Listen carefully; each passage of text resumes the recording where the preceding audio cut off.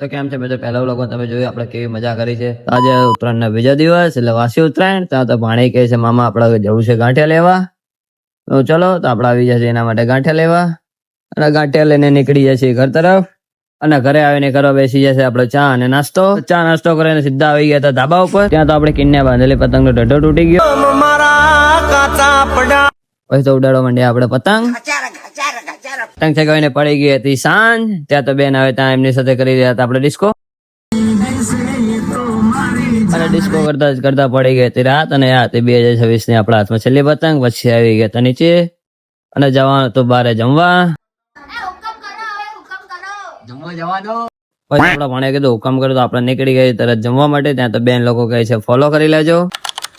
અને ઘરથી નીકળી ગયા તમે 15 કિલોમીટર દૂર જમવા માટે.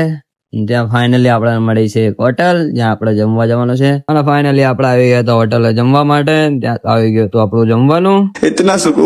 જમીને નીકળી ગયા હતા પાછા ઘર તરફ. તો મળીએ મિત્રો આપણે નવા વ્લોગ સાથે. ત્યાં સુધી ફોલો કરી લે.